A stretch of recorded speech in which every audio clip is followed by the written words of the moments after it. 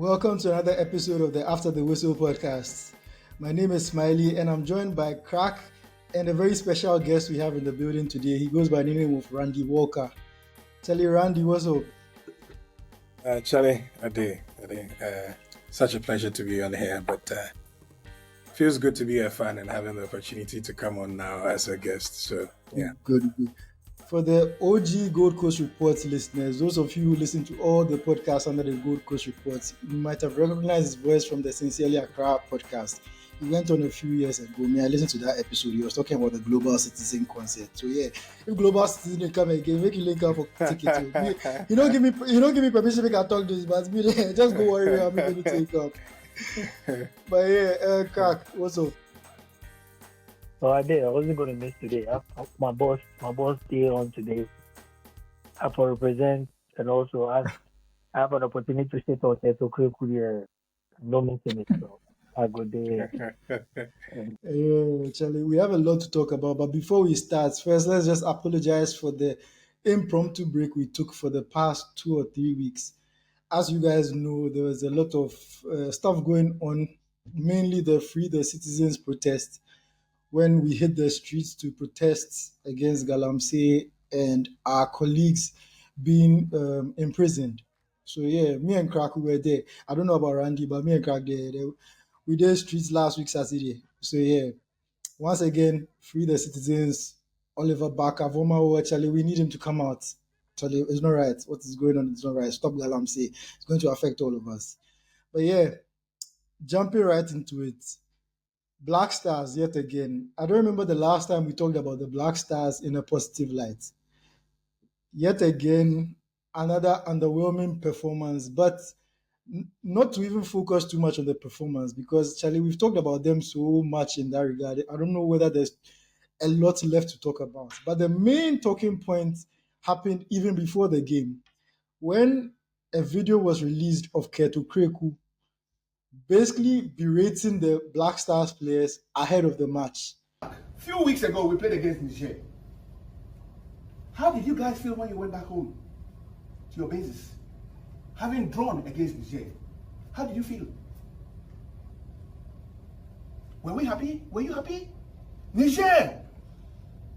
Come on, guys. You drew 1-1 against Niger. That was the scoreline.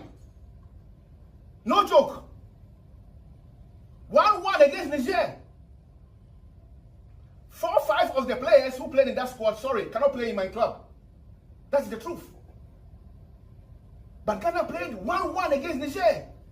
What did we see? We saw a Black Stars team without energy, without passion, without the desire to play.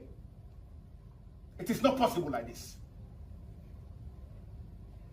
The minimum I expect, the minimum Ghana expects, is a team of boys or men who show passion and desire to play for our country. Not when you are dribbled and you be seen walking on the pitch and the ball is heading towards your necks. That is impossible. I told the coach, you see that you guys decide to play for Ghana, to play for the 30 million plus people, or decide you will not play. Then you'll never be selected. First of all, me personally, it rubbed me the wrong way. But on social media, there was a lot of debate about whether it was right or whether it was wrong. A number of people actually seemed to side with Kurt Okraku. They believe that, yes, what he was saying was true. It's something that the players needed to hear. The players are sports, all of that. And on the other side, there were people like myself who just believe that wrong messenger. As to whether it's a wrong message is up for discussion, but wrong messenger. Let me start with Crack. Charlie, what do you think about Kurt Okraku's speech? No, stupid. And I'm not even here to mention it, because before after Otoado was, after, correct me if I'm wrong, when he came, this guy said he's not in charge of team selection and everything is on the coach, right? So first of all, Right. why are you threatening them with no selection if they don't perform? If that's not your decision. Secondly, you are talking to a bunch of professionals. what's the use of the team coach?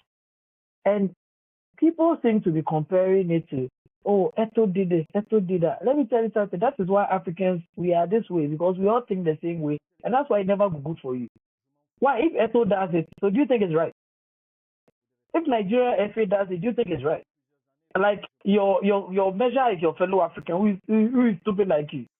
Like, can't you see what's going on in Cameroon? Can't you see what's going on in the camp? Can't you see the scandal that has come out from Eto taking money from people to put them in a team and say the same thing he campaigned against, that he said he was part of it, he's going to change it. He's continuing the same tradition. That's corrupt as them. Kurt Okraku, whatever you have to do, right? Oh, okay, guys, the ghost himself has joined. So before I continue, let me just say that for the first time in about 4 months, KO has finally joined us. Very unexpected. Charlie, see how he pop in right in the middle. But Charlie, KO, welcome back. After 4 months, again, I want to emphasize on the 4 months. Welcome back. For our listeners who maybe like started listening to the podcast maybe within the past 2 months or something, KO is actually our host. Me, I'm the host. Me, yes, you might I just be substitute teacher.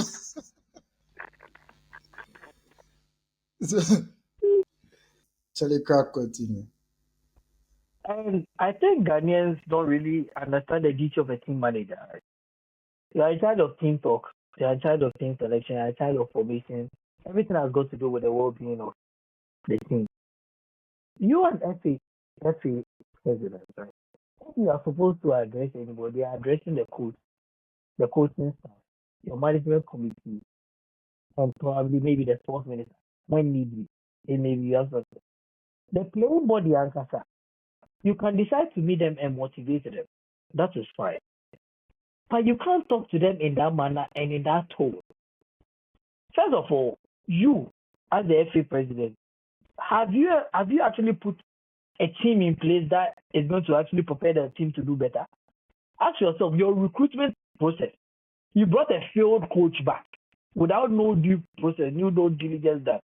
You set up a committee and you pay that committee only for them to go and bring Otoado back behind the scenes when nobody knew what was happening.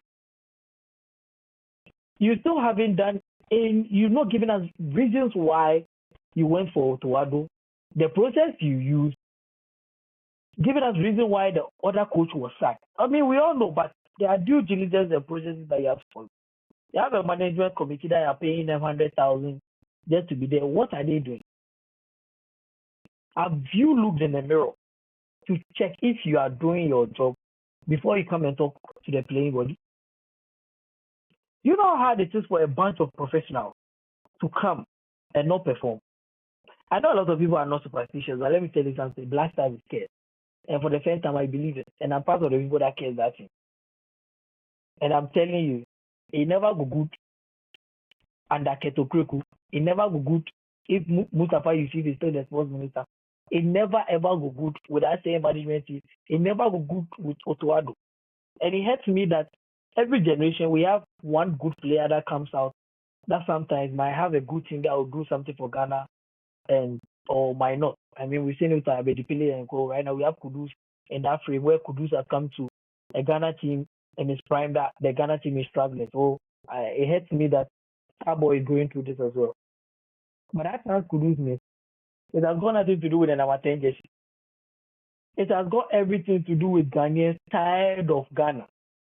It has got everything to do with Ghanaians when we are suffering. Then Black Stars will come and take our mind and mentality away from all the shit that is going on with some football. Then we focus on the team, blah, blah, blah.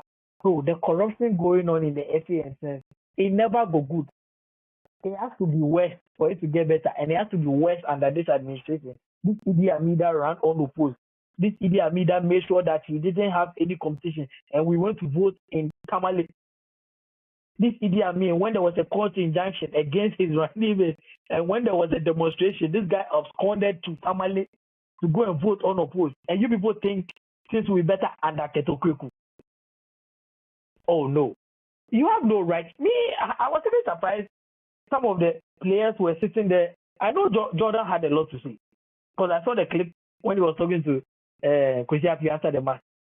But do you think this guy, if he was the sports minister when Apia, Muntari, and Co were there, he will have the effrontery to stand in front of them and talk to them like that and threaten not to call them, up? How much are you be paying them? It's the local players over there that they need that money. It's the local players over there that you call them that this money, the 100,000 or whatever are giving the players, or whatever amount you are giving the players, is life changing for them, or not these professionals. I know you need to play for your national team a certain quarter for you to be able to be transferred to some teams and blah blah blah blah. Right now, these people, they are not going anywhere with this Ghana team. Ghana is not doing anything for them, so they can do away with them. Maybe personally, I wasn't going to sit there. Even if I was playing in Division 2 in some notes, I wasn't going to sit there for this guy to talk to me like that. My pride as a man will come out of it. What do you mean? Who do you think you are? Charlie, let me just cut it off before I go really further. So, Randy, I don't know whether you agree with the general consensus on this podcast so far today, because it seems like there is now 2 against Kurt Okraku. Are you coming to support him? Well, I think you should make that 3 against him because I mean, facts are facts, and I'll pick my points from your concluding statements where you said, "Great message. Was the messenger the best person to have delivered that?" That's what has become the question for discussion for, I mean, up until now when he delivered the message. I think to a large extent, the Black Stars largely and fundamentally have flouted an age-old, principle of growth, where with any institution, any business, any organization, you do fine by the people, you do good by the people. The people are feeling good, they're feeling better, and by doing that, the organization grows better. Are we calling better players in the first place? Do we have a robust team we can boast about in the first place? Do we have a management team backing that? What level of experience are they bringing to the game and the play? What are they doing? And for somebody like Kurt, who hasn't been in the good books of the people and even in the players for so long, wouldn't be the first person if you're calling. I mean, even the coach to a certain level wouldn't be on their trump card to call to come and deliver such a message in a time where the players think largely some of the things that have dampened the game to a certain point wasn't their doing, and it's largely administration issue or like a sports ministry issue or an NSA issue or something that doesn't necessarily pertain to the players. And so it's a very dicey situation the players had to be in. I do believe the message had to be delivered. The only challenge here was who delivered the message, because to a certain level, I think the players are also kicking fusses about, not doing anything. I mean, you can't wear the Black Stars jersey and play like, yeah, it's your dad's team. Charlie, we've gone past that. We've seen players that have proven. I personally have had conversations with people who, again, have risen through, some of the most successful academies across the world and are running away from Black Star call-ups. And they cite some funny excuses about why they don't want to come back and play. And you ask yourself, are we going to get to a point where even some of these players who are called time and time again come and deliver at a certain level where you think it's okay enough to call yourself a Black Stars player? I think we've lost that from I think in the last decade where we've had individual players where we can boast of, and then collectively when they come together as a team, there's definitely something they can do together to, either win a trophy, do some magic at some level at some international competitions and, play some decent soccer. Now you don't know what the style of play is. You don't know what's happening to the team. The health of the team is in question. You don't know where it's headed. You don't know who's getting axed from the team next. You don't know if the coach is continuing. There's no continuity. And so it's just sadly going to happen, and it probably will go in a downward spiral from here. But again, the message had to be delivered. The players need to set up. You watch a clip where Kudus at some point was questioned by a fan. Charlie, what's happening really? And then he said, "Yeah, you don't need a ghost more than I do." But in every right, I think the fan has built to a certain point where there's so much frustration because they watch you in bigger and much competitive leagues, and you're doing it week in, week out. And so I see no reason why they can ask same of you when you come to your local setting where, you're playing and you have even much more freedom. Because, for example, Lupetegi's side wouldn't put you, Kudus, in a very creative position when Lucas Paqueta is in the team. You're getting that flexibility in a Black Star setup. And naturally, Kudus, if you watched him rise to right to dream, that's his style of play. And so if you've had somebody look out for you and haven't put you in that position, and after certain points you can't deliver, it's very hard to take it and tell the fans to keep calm and wait for the results to come. It's very frustrating. The players need to set up, and I mean they're professionals, but at some point we all need a bit of biting. We all need a bit of shouting on our backs. We all need a bit of push to sit upright and keep our eyes on the focus and make sure we're delivering the needed results. So yes, message needed to be delivered, but I think maybe somebody better could have carried the message better. Yeah. So before I continue, in case you're wondering why Randy was talking about team organization and talking we're talking a lot about the other side of team management and all of that, it's because he owns a Division 2 team called Crafte United. It's based in Dansoman. And later in this episode, we'll be going into that. We'll be talking a bit about what it takes to run a football team in this country, basically. But yeah, back to the topic. I want to take us back to what Crack was talking about. You mentioned something about people saying that Eto also did this in Cameroon, blah, blah, blah. And for me, that thing really rubbed me the wrong way because that's not the example we should be looking at. Because, yes, the fact that it's Eto, it doesn't really mean much. Cameroon is a country that just fired their national team manager, and the sacking was done by the Ministry of Sports. So Eto was in favor of keeping the coach. The Ministry of Sports fired him. So they are not the beacon of organization that you should be looking to as your example. They are just as disorganized as us. So I don't see why you should be using that as the standard. Go to the other national teams in the West, or in Europe and all that. For me, maybe I'm the one who doesn't see those things. But in those national teams, the FA president, he's usually seen and not heard, especially around the team. The FA president focuses more on the administrative side of things. You don't see the FA president going into the dressing room giving speeches all the time. You don't see the FA president joining the team for JAMA sessions and following them up and always trying to be front and center. I don't see it happening. That's the reason why you hire the coach. The coach is supposed to deliver that message. And if the coach is not delivering that message, then it means you hired the wrong coach. So that one still comes back to you. So there's so many things about the team, about the speech that rubbed me the wrong way. And there was a point in the speech where he started naming people like you Kudus, before you were born, the Black Stars were still there. You don't talk to players of that caliber in that way. Yeah, some people might say yes, the message had to be delivered. And again, yeah, it's the coach. But even the coach, there are certain things I just don't see because these are players who are at a certain level. And me, I could even go out and say that the players probably deserve to be where they are more than you kids deserve to be where you are, because the players actually grinded and clawed their way to where they are. And you can say that maybe this might be the first generation of Black Stars footballers who don't really owe their careers to the national team. Because in previous generations, you could say that, yeah, when they were under 17, they were getting called up for those youth teams. They trained with them. They helped boost their career. All of that. Those the generation that they won. Was it the Olympics that I've forgotten whether they won it or they finished third or something. Yeah, and then the under 17 World Cup winning team to the under 20 World Cup winning team. Those are teams that you can say that yes, the national team played a part in their development.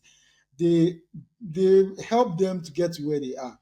I think this is a period where our football is at the lowest in terms of national team organization and that pathway from the youth teams to the national team. So right now, when you look at the current national team, I can't think of many players who went through the cycle like the way the Asians and the others went through those youth teams and they arrived at the top. These are mostly players who, like, Charlie, they've gone through other academies, they've gone through other ways. Like, maybe Randy, you might be able to help me because you are the, like, Ghana football expert here. But I can't think of many players in this national team. Maybe even half. I don't think there are even half. There's even half of the players who even played for a local team before getting to where they are. So you see, even before Randy comes in, I just want to point this out. You see the way Kurt spoke to them, right? If, let's say, an English player gets frustrated and he talks to the English management team like that, it wouldn't be seen as disrespectful. It would be seen as him airing out his frustration. Do you think if Kudus or anybody would have spoken in the same manner to the FA team or to the management team, what would they have said? You see, that is what I want people to think about that. Look, the FA is not doing the players a favor. People think the FA is doing the players a favor, so you can look. It's just like any professional system. Your CEO can't talk to you like this. Like your boss can't talk. That see, guy, I hate this thing about Ghanaians where it looks like Charlie, like Opini Jimmy. I want to make catch Opini so Jimmy. Like, see, he's not your father. See, no, I always want people to understand this. That person is not your father. That person is not taking care of you. You are providing a service and you are being paid for the service. You have no right to talk to me in that manner. If you think I'm not giving my best for the service, don't call me. Do you get what I mean by that? Don't threaten me that, oh yeah, I mean Chiao. And now yeah, I mean Maojuma. Fine, don't give me. You have no right to talk to me like this. You're not my father. You understand? It not be you they feed me, not be you they take care of me, not be you they provide anything for me. So if I can't talk to you in the same manner and be honest without you calling me disrespectful or anything, because this 2014 thing comes, they say Muntari Dems were being disrespectful and all those things. But when you listen to the players, this management team, they were being dismissive towards the players, rubbishing them, insulting them. And so before the slap came, you spoke to the boy anyhow and threatened him. You weren't just there and he just came to slap you. And that is what I always want to like put in Ghanaian stakes card that look, we are not going anywhere if you people still allow adults to get away with stupid things. Respect is reciprocal. It goes both ways. Talk to me in a manner you will be okay if I do the same thing. That's all I wanted to add before Randy continues. Right. I mean, just to crack a spot on there, and just to add to just to answer your question, Smiley.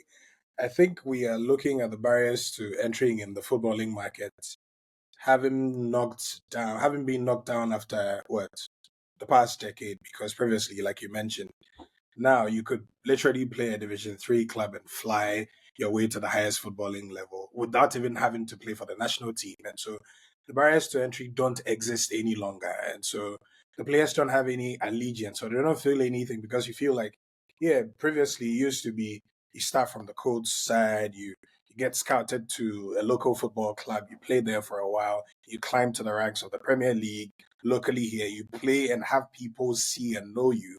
And then that's like your biggest scouting stage because then the scouts come here, they scout directly from the local clubs or even the junior and the juvenile teams from for the national teams. And so that's sort of been the trajectory. Now it's you have a very brilliant player who just played in a high school tournament, puts a clip together, an agent sees it, a scout sees it, and then boom, they're in the Serie A, they're in the La Liga, they're playing at the highest level. And so they don't grow knowing this was part of the journey and how crucial playing for the national team at probably a very young formative age was to the process. Now, you've had, I think, like you mentioned, a chunk of the players who play for the national team don't literally owe anything to the national team.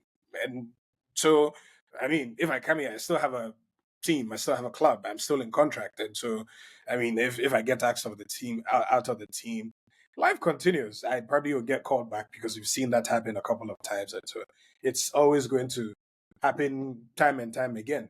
But, some of these people also are having to have dealt with some past stigma and some bad mouthing from either players or people who have had to go through the national team systems, either bastardizing the whole process and the systems here, telling you how you probably can't make it. Because it's sad when you speak to some of the boys at a point, because a friend of mine, actually my partner, like you mentioned, the club, my partner was, I think, the second batch of talents who went through the Right to Dream Academy system.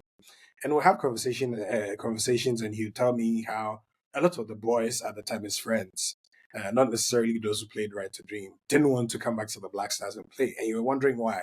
They didn't want to have anything to do with the youth teams. They never wanted to do anything with the national teams. Back to the same problem. They felt like, I mean, if I can get a Right to Dream, fly straight to Norgerland, probably land a cool deal in the Ligue 1, get some cool money. Actually, really, if I don't get called up to the national team, there probably will be some time when I spark at the highest level of football. They'll probably come looking for me. We've seen it happen so many times where nobody gave a hoot about the player. Once they start smashing in the goals, they're keeping clean sheets, they're doing some exploits out there. There's like, it goes without saying, it's like a second nature. Yo, let's get the guy's number, let's get him into the team. And so it's an outside in approach now for the players, as opposed to the inside out approach where you are in here in Ghana, you get scouted and you're taking out. Now it's try everything you can, get outside there, play and do all the things you could possibly do at the club level, and then have the people sight their eyes on you. And it's worked. And so the people would consistently go on and act like that. As to the behavior and the kind of performance they bring to the national team, again, it's largely questionable, because if you're a professional, I see no reason why you should be giving twice as much to your country when, regardless of whatever challenges you're facing, some are beyond your control, like, not functional pitches and, some administrative issues that you probably can get into. These are things beyond your control, so you shouldn't even start talking about them. But game is here. We have to deliver. We have to get points. Make sure you're giving your all. Make sure you're wearing the jersey, and somebody can call you and tell you, yo, I know you left everything on the field, but, games happen. Losers happen. We get a draw. We move on. I was having a conversation with somebody, and they were telling me he watched the Black Stars game, and he felt the players trying as much as possible to get a result. To a very good extent, you could see what he was trying to say, but over time, the sort of performances we've seen leading up till now, and the kind of players we have seen also individually outside the country, and the kind of delivery they've delivered on those different levels, you expect better and more from some of these boys, and it's just sad, the kind of things you're seeing. But I think it can be attributed to the kind of entries that have been broken down now, and so it's easier now to get yourself out there to ply your trade, where you were literally waiting for that call up to get to the Black Stars, and then everybody sees you, and then you could probably fly out to some other league and then, start playing your biggest football. So I'd like to touch on what you said about how, like, right now the players is like the national team basically doesn't hold their destiny anymore. It's like right now, like you said, you could be at the Division 3 team, get spotted by a European country, a European club, and move directly there. So do you think to some extent that might be affecting, or that might be a reason why our football is where it is now, like in terms of the national team, because the players don't get to build that chemistry from a young age before they get to the national team. So maybe they play, a few of them have played together for the under 17s, they play together for the under 20s, and then they form the core of the national team. Now it seems more like a bunch of random players who have come from different academies, they've found different pathways, and now you bring them all together. Because in the national team football too, it's a bit harder to coach in terms of the fact that you're getting players from different places, and you just have a few weeks at a time to just work with them and produce results. So at least if there's an advantage if they've played together before. So do you think to some extent that's also affecting our national team? That's why things are looking the way they are right now. Before Randy will come in, I just want to say a couple of things. Right? Before the experts, we have the experts here before it comes. Let me just let me share my little knowledge on what I know around this football thing because I've been involved for a long time. Finally, now, me the local team coach, me now this morning. We go put up that your coaching picture. Why we get out as well? Hey. So you see, until we actually attack the root of conflict of interest in Ghanaian football, we never really will go anywhere. Right. Growing up until just say 4 or 5 years ago. So let me show you how our local scene used to be like. When it comes to coast football, right? We had the under 14, the under 17, and the senior team. Right? That's just for coast football. Before you go to back then from coast football, you're going to Division 1. Not even Division 2. It was just Division 1 and Premier. That's what it used to be. The national team trajectory was under 17, 20, 23, and then the senior team. That was it. Right. So it got to a time, I mean, our local league was strong because there was this pride attached to it where people in the hood wanted to see their people in the Premier League. I mean, at that time, EPL wasn't really, even the time EPL came to still. Like, all what most people, not everybody that you had used to watch foreign, just few people. Right? But one thing that was there was the love for the team, the love for the game. Because you could literally see, let's say, Randy, a young boy, 12-year-old, you can follow his career path.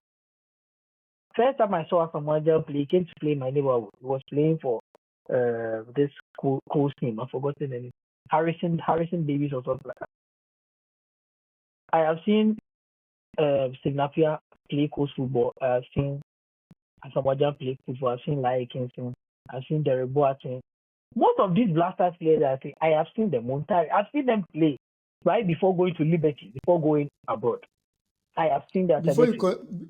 Before you continue, I just want to ask, how much you chop?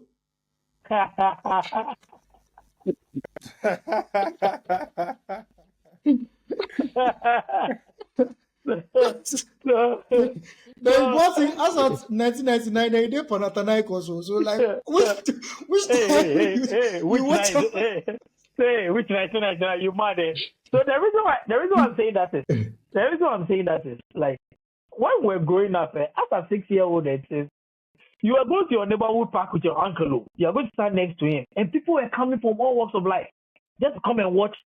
You hear like they will market the game, like Baby Jet is coming to town, and then you see that Saleh Bafwaja will come with his cars, come and park, and then Asamoah will come out of it. You understand? Like you literally used to see them, like Richard Kitty, all these people. I even still play ball with them at the park. You understand? Like you've seen them, so you to understand them. All of a sudden, the FA people started owning academies. Not even coast class, so they started owning academies.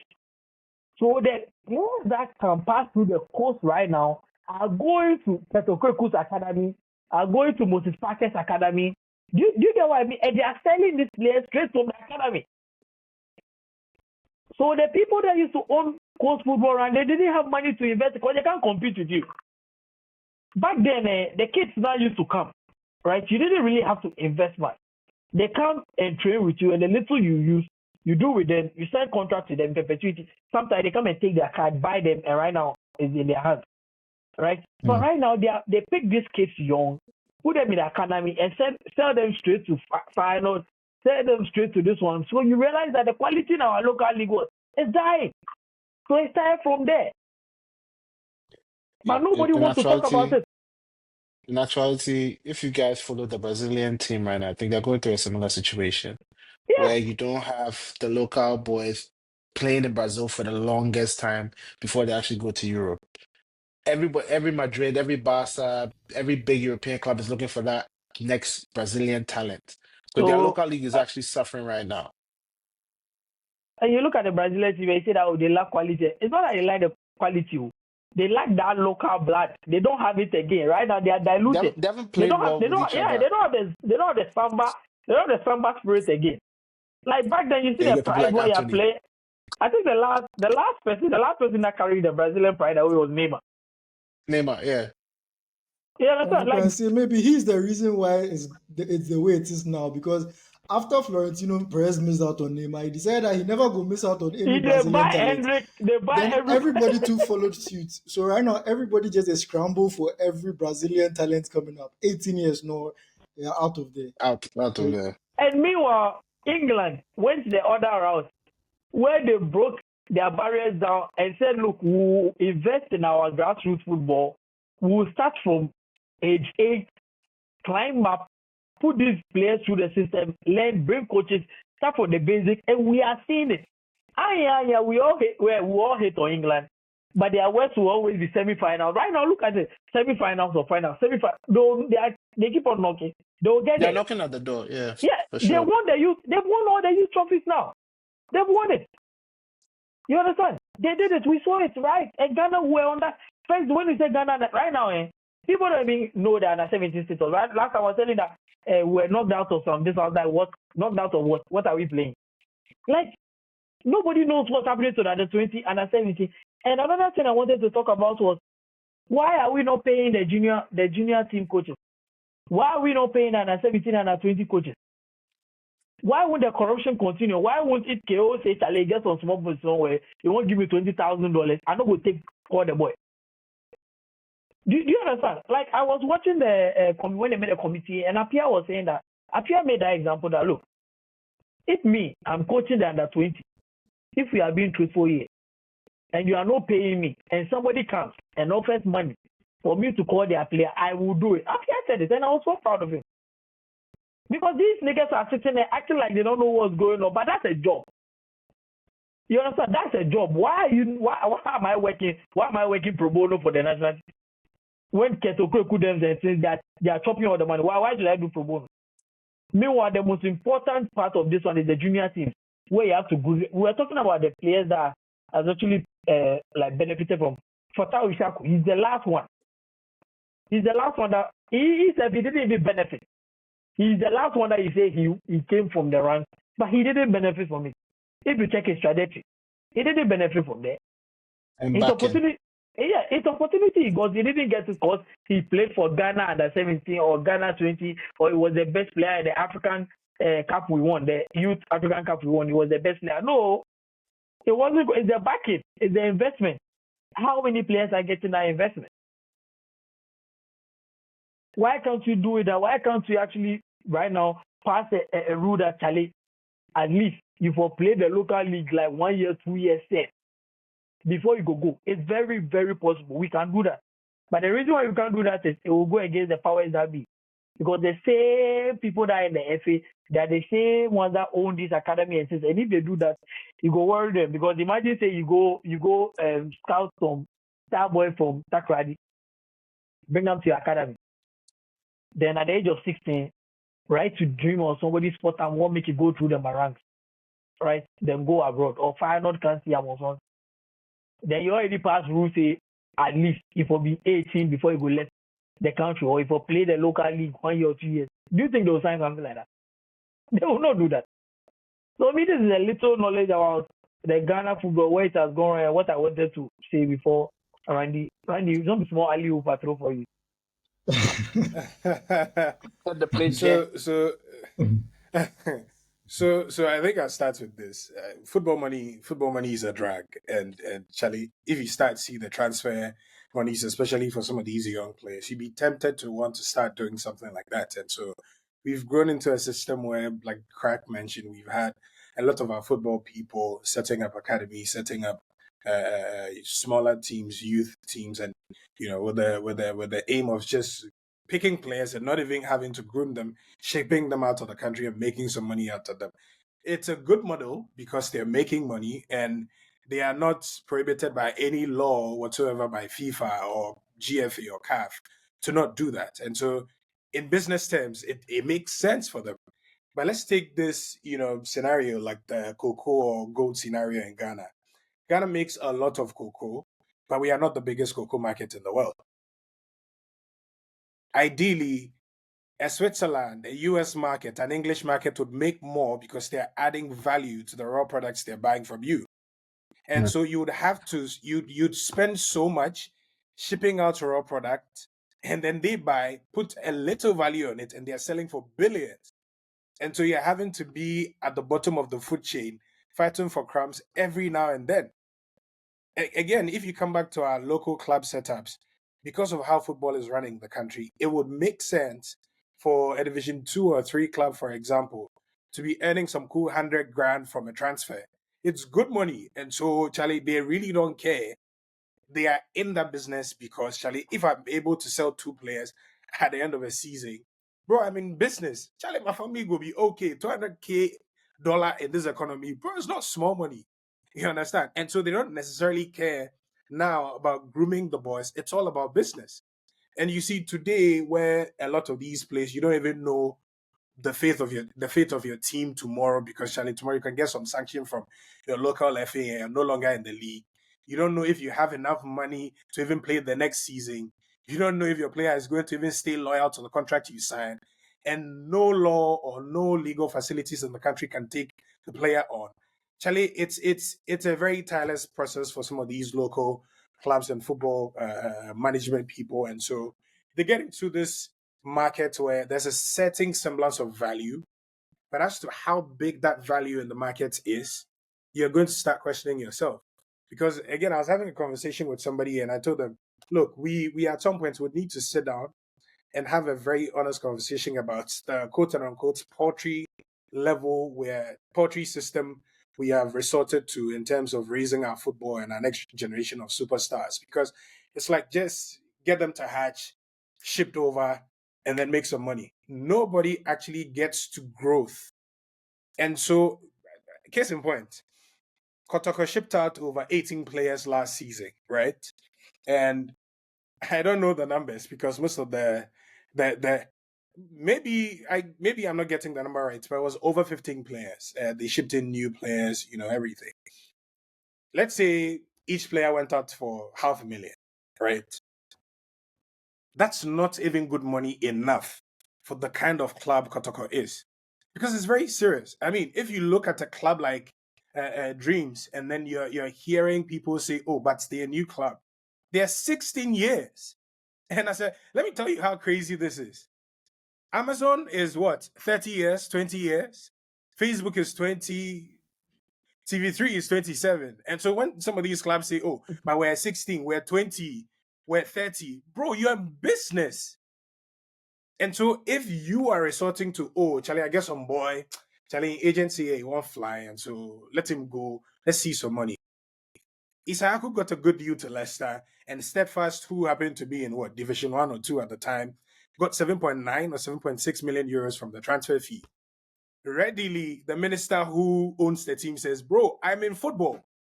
Not because of anything, but because of the cash." You start asking yourself things. How much is he committing to developing a robust academy system to create the next Isayaku?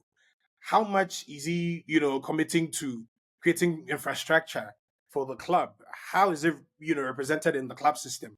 What's going to happen? It might be early days yet, but you start to wonder, because it's been over 4 or 5 months since that transfer happened, and you probably haven't seen anything. These are some of the things why largely we are not getting players to grow to a certain level, because actually everybody, they make fast selling player overseas to make some money. Because, bro, you can't sell match tickets. Even the Premier League teams here, you can't get any revenue from match tickets. You can't get any proper revenue, from player transfers. Because TV I rights, stumbled on all some that. TV rights is in the bin, because broadcasting, you don't know what's happening with that. And there's an interesting fact I stumbled upon, and I was told close to 90% of the transfer dollars and revenue we got for the past decade in our local footballing system came from lower division teams and not even Premier League teams. And that's very worrisome. Let's do a quick call. Isayaku didn't come from a Premier League team. The direct transfer, he went through Dreams FC because he needed a Premier League team representation. Kudus didn't come from a local Premier League team. He came from a local coast team. Thomas Partey, at the time he flew to Europe, was playing Tema Youth or something. And so some of the biggest transfers, Joseph Pencil at the time saying, we've had inter-allies, we've had Wafa ship over players and everything. And you start asking yourself some of these questions. At what level does it become proper, sustainable business for the people to even want to be patient to see their players grow. Because there's two things. It's, Charlie, at the end of the day, when I watch my books and I see they're not balancing, Charlie, I'll probably resort to the quickest and easiest hanging fruits, smash the players out of the country, and make some money. So you see, Randy, because I see no reason. Not to cut you, but you see what you are talking about. That's the reason why I was talking about the conflict of interest. Because it starts from the top. The FA president in England doesn't own a team. You have no right to be an FA president and be involved in the day-to-day of any team, let alone a football club, or let alone a team in the Premier League. We had that with Crafte United. We have that with Kurt. And they try to make it look as if they are behind us. But no, you don't, like, you are the ones killing it. All you are saying is true, because if you see the money, because me, I was saying when I had my small team helping the hood, all my money was finished because I was doing that, and I had little investment from people. My money was finished. So I understand what you mean by that. But most of my players. Question, Crack. Yeah. Sorry, quick question. How much you make from your highest sale? Like your Bro. biggest player in transfer, how much you make from that? Ghana. So let me explain it. The thing, what really worried me, and I didn't do, was some of the players weren't truthful. They actually had cards and they had like deals with other people behind the scenes. Because me, I was getting them on the map. We were going to Lizzie's to play match, traveling here to do it. Like I was doing more than most of their teams. And so later, when some of the deals came, they were going to Thailand, and so that's when I realized that most of them weren't truthful. Because the idea and the plan was it like Charlie, if you not get opportunity, that's how come we go use the same way, make the boys. So as he said, Charlie, some of them they use the mama. Now when you go see some manager will come from somewhere, or he get card plus some coach team already, so you not be a player, even though you sign contract. And Basa, we've been to GFA before and all those. I realized that Charlie, means that the small money I get that time, all they finish. You understand? So that's how come I understand the food when I'm saying that as long as we have our big men who wants to be FA president, owning teams, Randy, the Yawa never ever go change. Because they are the ones responsible for making our team better. They are the ones responsible for guiding the National Football League and everything. But you see how their attitude towards getting investors in for the Premier League, because they are not benefiting from the Premier League. They are not. So Crafte. I say Crafte. Sorry, just a quick one, eh? So just a quick one, eh? I don't have a problem, right? I know it's erroneously wrong. They don't even need to be anywhere close to owning teams in the local football setup, right? But how about looking at it this way? You have a team. Somebody like a Kurt Okraku has close to 6 teams in Ghana. He has Dreams FC, he has Still Believe, he has Dreams Ladies, and some other teams in the lower divisions. My policy is, at the level where you stand or sit as the FA president and the perks you have at your disposal, if you're building a certain system for your clubs, even from the Division 2, 1 to the Premier level, it at least will have a ripple effect on the growth of the local league, because you have an interest in the league as well. Your players are playing in the league, so whatever riddles the league, no matter how bad it is, you will be smeared with that as well. You have close to 6 teams in the footballing setup here, so you should be equally interested. Yeah, and I think we should start from the FA rule. I think the FA rule actually says that before you are qualified to stand, you should own a team or something. It starts from there. Be a member or something. Be a member or something. It starts from there. We need to change that silly rule, because what you are saying there. So you see what you are saying. Quick one, Crafte. Quick one. It's Crafte. The calf. Your team in name they had is Charlie, it'd be crazy. I accept Your man go name your team after me. I can't claim royalties for me. It'd be like Crafte, take that team, you take that team. So the current CAF president, right, is a majority stakeholder in Mamelodi Sundowns in South Africa, Patrick Motsepe. Yeah. He's changed the title of the team. I mean, when he came in, they said he was the cash guy, but he proved them wrong, pushed some money in, made sure there was some technical spine the club was backed by. Today, they're winning trophies. I think they've been on a 4-year league run in South Africa. Yeah. incredible run. That shows you how a true leader of a big organization, even like CAF, with so much interest, and even having a team at that level, if you really want to get the work done, you will get the work done, and maybe your team will not even stop you from doing some of these things. The reason why the foundation in South African football, even their worst is our best. Do you get what I mean by that?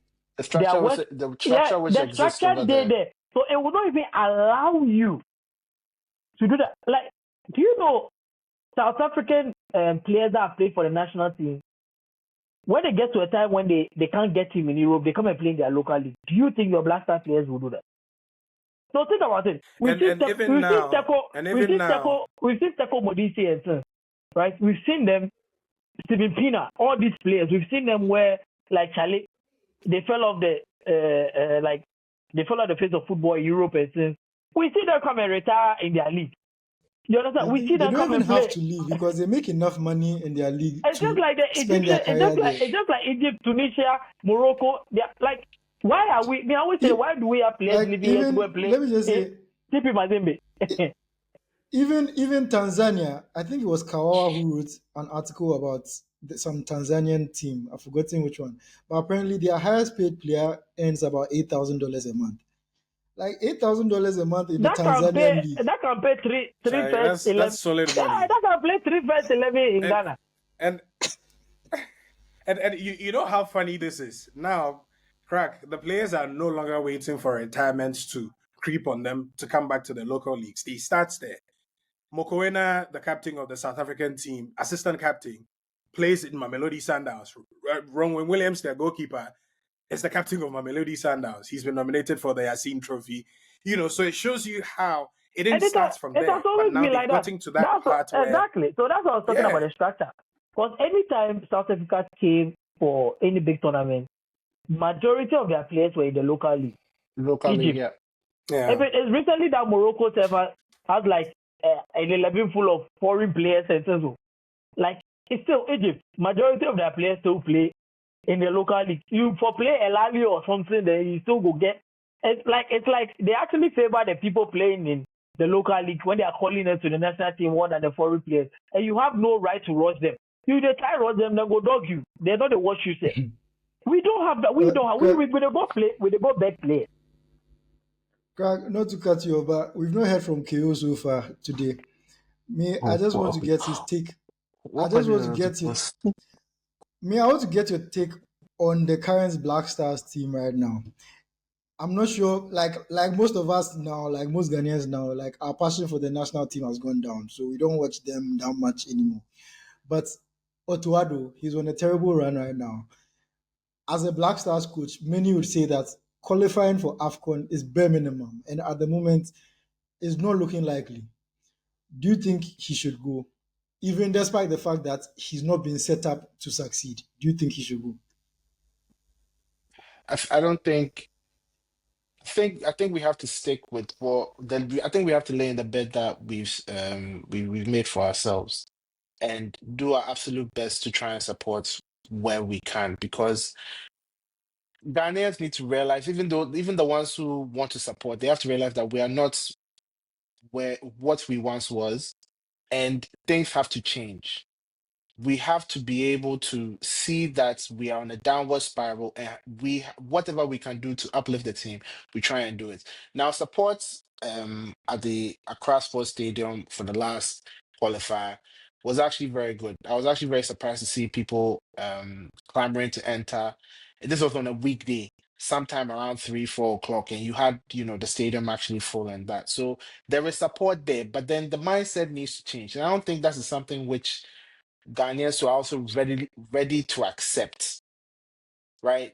Everyone knows that the team is plagued with problems, from the higher ups to the coach to team selection and all that. But then this team has to be able to learn first how to win a game. I don't think they've won in about 4 or 5 matches or so, and they have to be able to know that they can count on our support. And it's not like we are waiting for them to lose so that we can come and bash them. Right, and that's not a message which may be popular with a lot of people, because at the end of the day, Charlie, this be game where we they love. it became where we won't take more frustration, go to, because and there are a lot of frustrations in this country. So it's very apparent that Otoado might not necessarily be the answer, but this is the problem which we have. And we as a people have to be able to at first identify it and just give the support where we can. Because obviously to get to the point where he will either, dig himself way deep that he can't, come out, and then, change will have to come. And it could even go for the FA president as well, that he, for his entire tenure, they may not win a game of football. It could be absolutely that. And once he is able to be taken off, then we start all, because the FA was there before Kurt Okraku. The FA will be there way, way long after Kurt Okraku. And the Black Stars, so even I even picked from his speech, his impassioned speech, that the Black Stars were there before any of those players, and the Black Stars will be there after they have gone. We are here right now where they cannot seem to win a game of football for the life of them. They cannot seem to play together as a team. Everybody wants to be a star. These boys haven't played together. So you have a Kudus who will come and sit there and act like, Charlie, this why they can't listen to this guy. And that's very valid. But then the message was very clear that you guys have to be able to go onto that pitch and do what needs to be done to get to get the job done.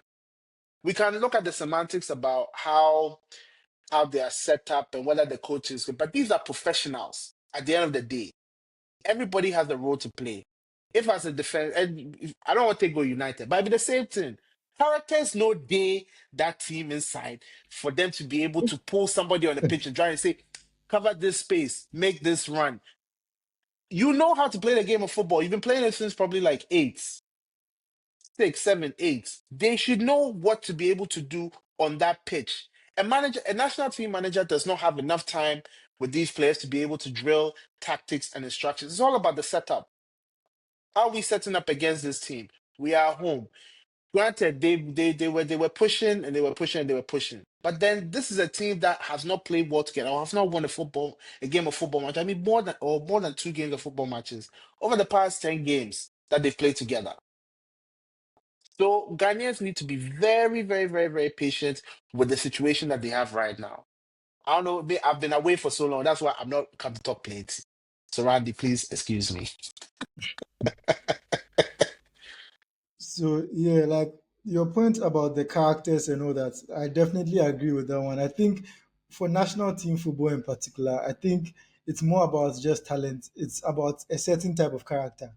And that's why like getting a reliable striker at the national team level, it's one of the most difficult things you can ever Smiley, have. you let KO And that's get why away. What did I do? What No, did I do? what you get away with? he didn't ask him the question. Was the messenger the right person to deliver the message? The message needed to be delivered. That much is Was very he clear. the right person to deliver the message? Do you know something? Do you know something? No. Do you know something? Do you know something? It is really because of PR that we saw that video. That message could have been delivered and we wouldn't have seen it, and the boys would have known. If they went to go and talk to their reps or their friends or people within the media that Kurt came to say this message, then they'll also be looking for videos so that they can hear it for themselves to see what he really said. But if no one recorded that, we're in the culture of recording right now, where everything has to be seen. It is not good PR for him. It is not good PR for the team, because at the end of the day, Wait. nobody's going to receive that well. Who was the orchestrator of that video? I mean, I saw it on the timeline in passing, so I can't speak on it. It's Ket. It's the FA. They do this. The messenger no he orchestrates. If he now you orchestrate, I'm like, you think they like you they talk about PR, I understand that. But this guy, so that's what I'm saying, that it's not the players that recorded it. It's not the team management that recorded it. It was Ket that made them record this, because this, mind you, this is not the first video of him coming out talking to the players like this. I have seen. That's why you weren't here in the beginning. That's why we're saying that our FA president, they move like rock stars. They move like they are supposed to be the stars of the team, and they front the team like. Do you know that that's what we have this nonsense culture in Africa? Like this guy too was doing it. You will see videos of Kwesi Nyantechi talking to the Black Star players by himself. He talks to them with respect, not the tone and this thing like this. But this is not the first time we've seen Ken try to berate them. We saw it when they went to AFCON, right? When they went to AFCON, they weren't in Ghana. He did the same thing. I think he even did the same thing at World Cup or something like that. He all does with all intents and purposes when it goes well. Yeah, I did this. I spoke to them. Yeah, he I'm gives the the rock orchestrator star. of Da that. da da. Yeah. You see, and it's nonsense. So this was orchestrated. If we don't see, that's fine. That's why we are saying that. But once we've seen it, whether they win or lose, it was nonsense. And I'm so happy that it didn't come with a win. That's my own. Cause that thing, as I see, it make a wish bad on the team more. I don't lie. So speaking of football administration and all that, I want us to focus a bit on Randy because, as we promised, we are going to talk a bit about his football club, Crafte United. And I know so far you've actually given us a little insights indirectly on the running of a football club and all that, but I want you to go further in detail. Like, first of all, why you me? I just want to know like the breakdown of the running of the football club. But you can start with why you even decided to start a football club, especially in a country that doesn't provide the best environment for such things. So yeah. Yeah, you Randy first. You give me background on the club so that if it pop up on my timeline, then at least I will support crafts. So first of all, it'd be a very funny story, but we started the club out of frustration, which ended up as a very expensive excuse. But along the line, we found more frustrated people who took some betting off our shoulder, and then we have a team. But really, I've played football, not professionally. I played coast football for some time. Oh, You couldn't make it to professional teams because Charlie, for me and Poppy, they were back focused on schooling, and so you had to drop out at a very early age. But these were you grew up in a compound house filled with uncles who were literally going to the stadium every Sunday and Saturday, and you wondered what was really, the fuss about going to the stadium. And then you went once and realized that Charlie, some crazy atmosphere out there. Now you started wanting to go every now and then. I used to remember when my uncle would tell me that the things they saw at an Olympics training and how they discovered Charles Taylor. Such an intriguing story. Like he just was in the stands and boy, we did a bit to me about. And they just gave him some chance. He went through the team. Next thing they saw, he was playing for the team. Like it was so intriguing. Like, how does it happen? But along the line as well, my partner on this, who again went through the Right to Dream Academy system, thankfully went to Manchester City, the academy. Unfortunately, at the time he made it into the academy, Joe Hart was their number one, pre Pep era, and you couldn't have knocked. Joe Hart, he had a good spell, so you couldn't have knocked him off his perch at the time, and so he resorted to loan spells out of the club, and then he finally settled in the Irish Premier League where he played the street for some time. At some point, he got injured and flew back to the country, and so he couldn't continue playing for some time. And he would play with the local boys, the boys here, and the Premier League teams. And Charlie, some of the situations you come and narrate to you was very disheartening. He would go to training, and he literally has to sort every other player before they left the training center because nobody had a CD to go So home from the from training. his own pockets. From his own pockets, he had to fund the boys, Charlie, because he's seen as the professional, quote and unquote. Charlie, he played Manchester City, something small for the boys, like we Yeah. for chop, you understand? And these were boys he started with, so he was lending an arm to the boys, and he'd call me, and he knew how passionate I was about the game. He'd call me, and we have long conversations about how we could do something to help. And myself, I have worked in advertising for about close to 15 years, and you are working with some of these brands who are managing these sporting events, football clubs, and you look through the conversations and you realize there's a lot of value on the table, but nobody's picking them.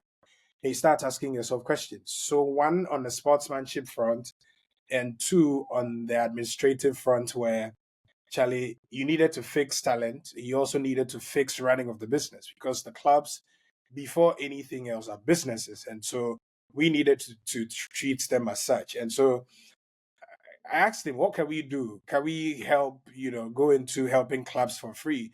That was our intention. It was never about starting a football club. And so we started looking. But you know how the structures of some of these clubs are. They're very, long hierarchy, family traditional clubs, Lot of red owners who are tape. probably, thank you, a lot of red tapes on the clubs, owners who are probably out of touch with the game today, and you're trying to sell something to them for free, and they are bluffing you. Charlie, you want to give it to them for free, and then nobody's giving you space to even do some significant work with them.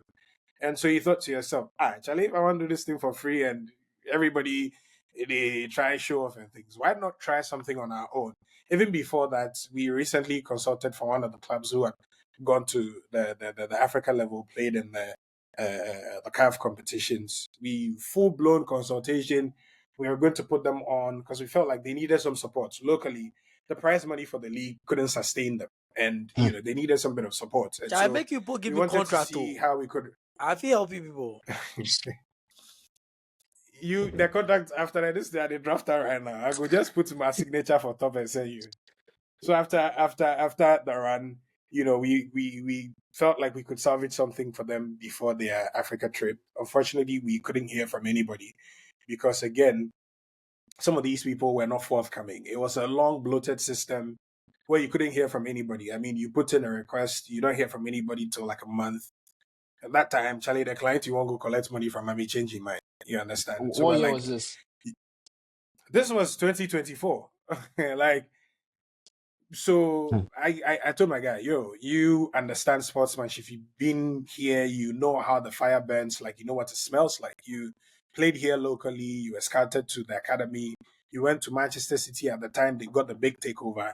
And so you sort of have an idea how this would look like. On my end, from brand positioning, from building the team, starting the journey for the team, and putting our best foot forward in terms of brand building, I resorted to the challenge, and we started speaking about how we could start something, and then we speak to some boys. Thankfully, like Crap would tell you, a lot of if you live within the Mamprobi, Dansoman, Latibiokoshi area, you see a lot of people who have been either through football, have played, or have been in administration for a long time, and so you resorted to sitting these people down for long hours. They'll tell you what you could do, you could speak to, and then they were quite resourceful. They'll give you numbers, they'll give you people you can talk to, and then we saw, oh, it was actually fruitful. We started making the calls, and we're like, guy, we could actually do this. And so what's our goal here?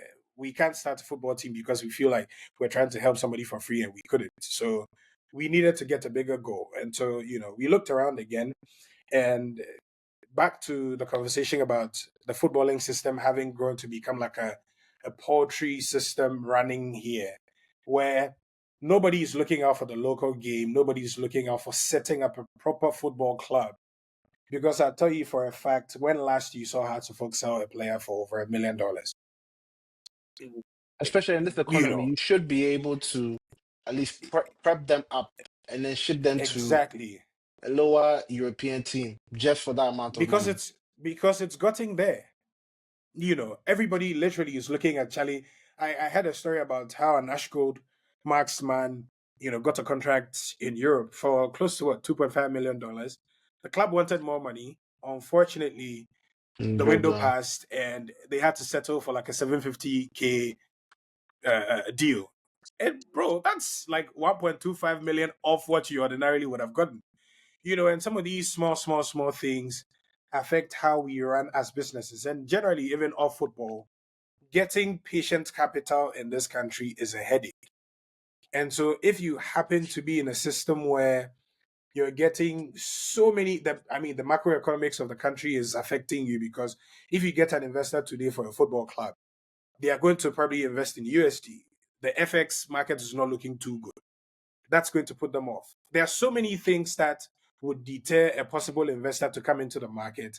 And so if we as managers of the game also start to, I can get some 10K from some player and ship him without necessarily looking out for the game in the long run, nobody eats from here, because it's just until tomorrow we'll all come back and we'll say we don't have a team any longer because we sold all our players. We couldn't make any proper money out of them. We didn't have any money to sustain the running of the club. And so now we are out of business. We can't continue running games like that. And I tell you what, a chunk of the players, a lot of the local players who play here, if they're probably not signed to any proper management or don't have any agents who are looking out for them consistently, probably can't play in any top league or top club in Europe. And so you're either having to play here locally or having to travel around Africa, which probably at this point wouldn't be too big of a deal for a player who wants to live his life in Europe. And you're starting to look at the possibilities here for those who don't get to travel. Doesn't mean if you don't get to travel and all your 15, 20 year span as a local player, you don't get to travel, you're probably having to deal with non-payment of salaries, like for all your 20 year span. Like, bro, these were the questions we're asking ourselves because recently a Premier League team played and they had to field Division 2 players for non-payment of salaries. And you're asking yourself, how long until this stops? Because if I have a friend who is a parent, he get 1 or 2 kiddies, he play for a local Premier League club and can't even get a decent salary to take care of his family. And he's not getting any proper deals to go out of the country because, again, he's probably beating the time clock because he's probably, 26, 28? No proper Europe team will come from a 28. I mean, come on, realistically, from here. Unless you have proven to have done something significant for them to want you. But doesn't mean you're not making anything as a player here. The players are not taking very good care of. It's, again, back to business as usual. We ship them and we don't even care what happens to the players. I was told a story about how a very good player from Interallies with his agents flew to trials in a Serie A team. Deal was sent to them. The agent says, yo, the money is not enough, so you're not making the team. I'm like, how does that make sense? This was the guy's only outlet to go and prove a point and potentially make some more money and more value from the country he's going to. And even ripples back to the club you sent him from. Yeah. But yeah, for somebody's, myopic vision, oh yeah, the money no plenty, so don't go. And these are some of the plights of the players. Charlie, it'd be very sad when you sit them down and you're talking to some of these people. And my partner, who has been a professional player, Charlie, he's like, yo, let's try and do something. So we came together, try and create a system that takes very good care of the players. Even if you don't get to travel, if you play our team, and this is something I'm hoping we actually go beyond words to prove, that even if you don't get to play at the highest level that we play Division 2 all our lives, we give you a life you can be proud of. We make sure we take very good care of the players. For example, I shouldn't be saying this, but I mean, this is an exclusive. We signed a deal with Jampo Spaces, for example, where we're taking the players through branding and value building classes. So the players, the playing body, and the technical staff of the team, occasionally you're having to go and sit through master classes on how to build a brand because there's life after football. You have to build brands. Shout As a out to Mike. technical, these are people who are looking out for local things and are developing things in the country. And so it's just moving from that point to creating a certain level of value around the game and hopefully getting as many people to rally behind the idea because it's not just football. We've seen how people have explored the transformative power of football to enrich communities. This is something we hope to do. Can we commit, for example, if we start making some decent money out of transfers, maybe if the player, we scouted him from some part of Eastern region, some village, can we commit a percentage of that transfer proceeds to developing the part of the community? These are things we're hoping to do in the future. So this is why we started the football club. We want to play at the highest level. I mean, we have dreams of winning the CAF Champions League and potentially the FIFA Club World Cup before 2040. There's like a long, I mean, it's as it stands now, it sounds very ambitious, but we're trying as much as possible not to end in in a situation where we're incapacitated so much here locally to not be able to do some of the things we speak about. But we want to make sure that we want to create the world's next dream team from here. Media, I say Accra. at the And campaign, so- make people add me to the team. I tell you. So something I that have people experience. can share. The experience there, we tap into them already, so you don't get a problem.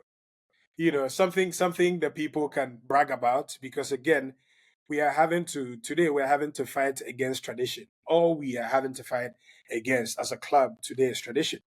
Accra Hearts of Oak is 100 plus years. Great Olympics is what, 70 plus years. Kotoko is in that same, community or constituency.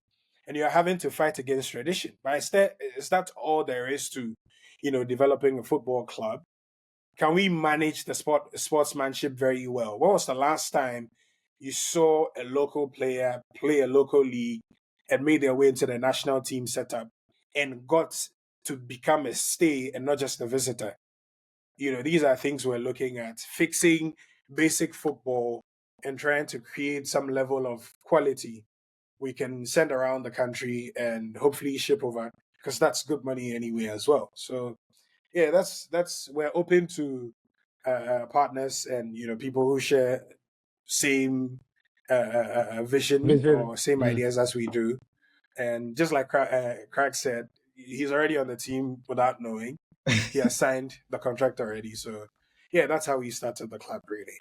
So speaking of being open to clubs and partners and all that, are you also looking at the possibility of maybe joining like a football group, like the way they have the City football group, Red Bull football group? Is this something that you are also considering, or you want to go at it alone on your own?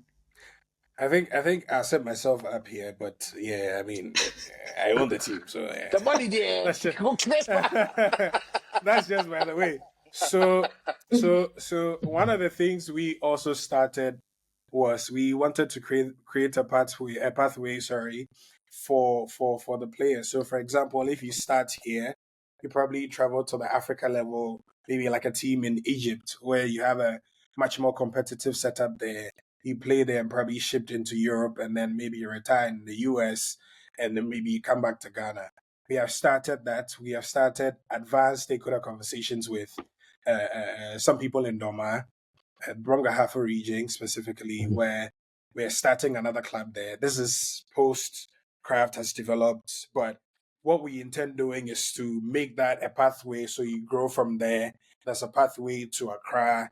You're shipped over to the Africa level. You go out in Europe, and then retirement. There's a US market. We have had some conversations with people who have interests. I mean, to some extent, when we started, my partner got a call from somebody in Rwanda for the same reason. They wanted to rival some local clubs because they felt like they had been too comfortable. And so they were looking at the possibilities of taking over a club there and trying to replicate the same level of, management, sportsmanship, administration to that level.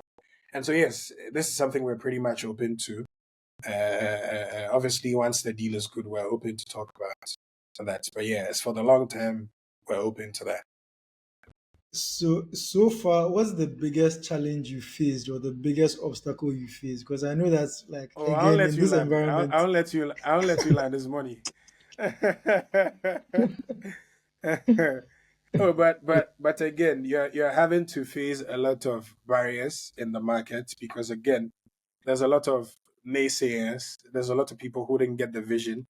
There's a lot of people who tell you, Charlie, academies are in vogue. So why not resort to building an academy, ship the players over? But the thing is, everybody creates an academy and we ship over the talent. We'll come back to this podcast, this table, and constantly talk about the Oh local shit. national The team local setup league. Yeah. not having quality enough to even grow to a certain level to start playing to win for trophies and everything. And so doing it right doesn't come easy. It takes somebody to at least say something and want to stick by it and want to do that. We're hoping along the line we nothing derails our cause. We are stuck on the journey and we can do something that the country generally is proud about. There's been so many challenges. I mean, we've had challenges with local regulatory bodies, internal issues from licensing, to where we can play, restrictions because you're a Division 2 club, you can't do this at this time, you can't spend too much beyond a certain threshold. And some of these things we're having to learn, because it's one thing looking from the outside, it's another thing managing an actual football club here. It may be different because if you pick a model club from Europe, the systems would be different. So obviously, you would be having to deal with two different FAs, two different systems. And we've had to deal with so many crashes in terms of financing, where when we started, we had a chokehold on some level of financing from Europe. And so we had spoken to people with the help of my partner, because he had, he was a globetrotter. So he had, gone far and wide, sought investors and everything. So we got some decent, financing at the start of the project. And then once you start hearing how bad the economy is crashing, for example, some of these people are disinterested to continue the investment. And so at the time ideally we were supposed to launch the club with a soft event, October 1st. For some few reasons, we couldn't do that. We had to resort to a social launch, because of some restrictions financially. You're having to deal with extra taxation on your shipments for kits and other technical supplies. We landed a very, very, very good kits sponsor. It was a good deal. They were sponsoring a local club here. It's a world famous brand. We didn't land the deal, and so it wouldn't be fair to mention the To brand. speak on it. But they Yeah. sponsor a local they sponsor a local Premier League team here. But when we did the math and we saw how much we were going to pay in taxes for having shipped over the jerseys and some of the kits and the supplies to Ghana, Charlie, it didn't make business sense. Let me put it that way. For Sorry, make I a make I startup, get back for you, eh? Make I get back for you. I'm gonna use them as I'm gonna pay the luggage, the luggage fee. because you were thinking of you were starting the team. The team needed some equipment to start trading with, and so you were looking at even air freights to even speed up the process. And then you're starting to get into that, and Charlie, the budgets they're hitting your head with. You're asking yourself if you can sustain the team by starting to pay some of these amounts. I mean, we know start season 7, you're having to cough up close to tens of thousands of dollars to pay for shipment, not even the jerseys and the equipment. And so, at a large extent, ridiculous. you start, at a large extent, you're asking yourself questions about sustainability of the model you want to run. Because again, you look around, I don't know if this was different in Crack's situation, but you speak to a lot of the players who play the lower divisions, and they tell you we don't get salaries. What we get are bonuses after every win. And it was shocking to me. What we probably, for example, would have done is, if we are out of season, because we're a small club, and realistically, we probably may not be able to pay full salaries when we are out of season. Can we get into a conversation where we halve your salaries? These are forward moving conversations you can potentially have with some of the players. They're reasonable. They would understand, and they can land on some decent Okay. contracts, and you can get things moving. But if you're having to think about some of these things, and it starts, check this thing off the box, and Charlie, even jerseys are becoming a headache. And so now you have to resort to an equally good local partner. These are some of the things you have to deal with. For some weeks ago, we had to organize a scouting event for some visa issues. Some of the agents and scouts who were supposed to travel to the country to witness that couldn't come, unfortunately, and so we had to reschedule the scouting event. And so these are some of the challenges. There've been a lot of internal challenges which I probably can't touch on now. But on the outside, these are some of the things you've had to deal with. And you can't go and tell somebody, a bank, to loan you money, because what the bank cares about is your credits. You're depositing money, and that's what they care about. They don't care what you want to do for the football country, and nobody cares. And reasonably so, they need to balance their books. And it's been proving time and time again that businesses of that level, if, for example, a club like Samatex, having won the Premier League, can get some decent sponsorship to Africa, you're starting to ask questions that, is it really sustainable?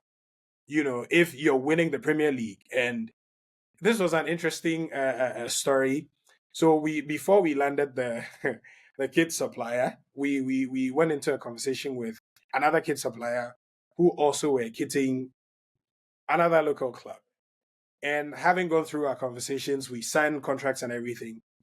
They were like, Charlie, no, wait a minute. We can't sign this contract. So I was wondering, like, why can't you sign it? It's like, no, we signed a contract with a Premier League team, and it looks like we're giving you guys more than we're giving them. And then I told my partner, Charlie, you can't fault us for brokering a good deal. That tells you how bad the market, for example, has become. And so disinterest on the sponsorship level, there's a bigger market for football. It's a estimated 1 billion revenue markets for football transfers. Sponsorship markets for football across Africa only is in the excess of 240 million for from the last few tournaments and outings of local competitions you've seen. We've seen the investments by FIFA, by CAF, infrastructural shifts in the local market where Casa Trasaco with the Italian consulate are building academies and linking them back to the Juventus system. We're seeing the Accra Lions system having built a very, very robust system where they're grooming actual players. And you could see a testament to the fact that they're doing some good work.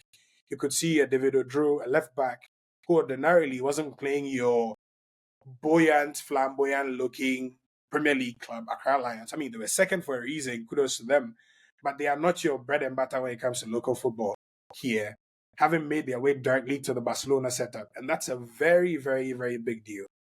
These are things we're looking at, and these are things that give us, some level of assurance that we can look on something, we can look at some level of blueprints to do something at least. And so the challenges will come, but we're hoping they don't phase us much to even want to give up. I don't know if Crack has given up, but Charlie, I want to know some of the challenges he faced, especially having run this for a longer period here in the market. It's not about giving up per se, because I come from a typical football background and a football neighborhood, so it's something that is around me. So it's not about giving up, because the players still come and press my bell. Those that couldn't make it because of injuries and all, they still come and press my bell. Some of them that are even playing in Division 1s and all.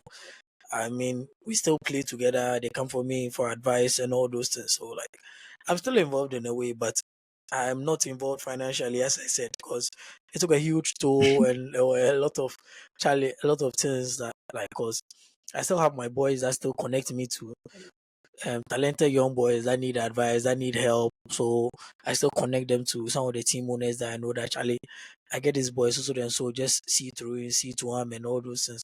So giving up, no, I can't give up, because football is something that is a part of me. But as to me being invested and all those things, nah, I took a back seat, because there was a lot going on, because the plans we intended didn't happen. Like, it didn't materialize, because the financial side of it, the progress of it, everything had to be halted. So, and we're even doing our community league where we had investors, sponsors in it, like, just to keep the kids away from the street to do bad things and all those things. Those that are still playing, because some of them, as you are saying, the people that play Division 3 and 6, they don't pay them. They just give you, like, you come and play match, they give you 20 CDs or 50 CDs just to go back home and all those things. Some of them don't even get the proper, like, medical. Like, if you ask Philemon Smiley, I've linked most of my players to him. Like, I know this doctor, I will pay for your scan, go scan, make this doctor. So I use most of my friends that are doctors, nurses, to help these boys X-ray and all those things. I still do that, because most of the Division 3 entities, they are not well equipped to help these boys. And if you don't do it early, in future it will worry you. I've had players that actually, some of the injuries weren't taken there properly. Right now, proper scouts from abroad come. Right now, they go and do medicals and realize that, Charlie, hey, your bone here shifts, your ankle, Charlie, bro. Wait, then they cry, come my day. You understand? And it's hard to overlook those things. So where I can help some of them, I still help.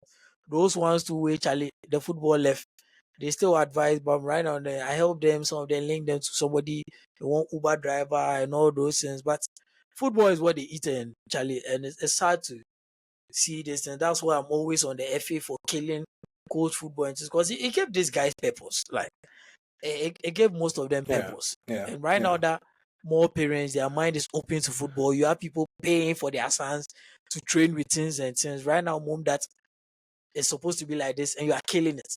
You about the time where you have to go to school. You have to go to school. You're going to play football, mom. It was buoyant, like proper. Right now that there's investments and things that they have to be there. Charlie, they are not getting the opportunity. So I have not given up. But the financial side, they still they press my bell every day. And yeah.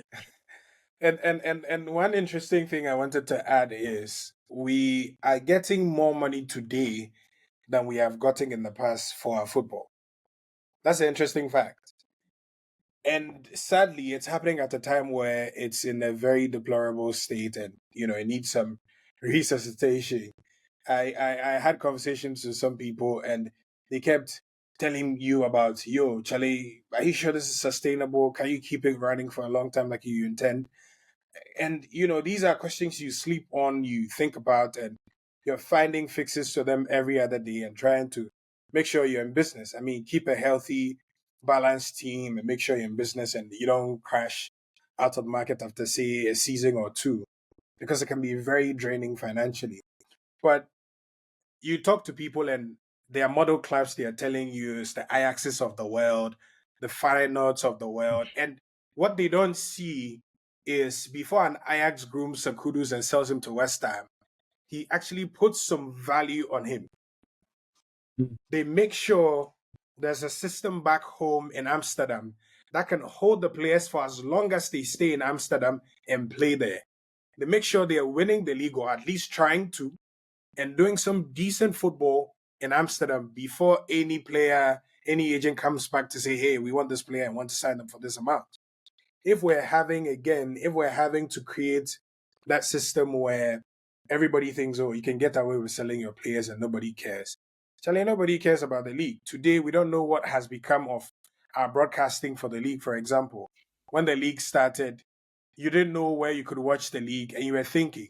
The South African FA, for example, gives grants to the local teams after every month in excess of 2 million rand. At least if you don't get anything, it keeps you level-headed, it keeps you it keeps you afloat. And so you can run your team to a certain level, but you're not getting some of these things here. And these are things that you're trying as much as possible to fight and push beyond to see if you can get some real lasting solutions to. Because if we all come and we complain about the situation and nobody actually takes the mantle to do anything really, I mean, we constantly will be here. And before the players go out to play football in Europe and America, wherever they're going anyway, they're starting from Ghana. Your business is here, your club is here, everything is tied to Ghana. It's like you're deeply rooted here. You can't just stand up and wake up and say, I'm going to play the national championship in England. You can't.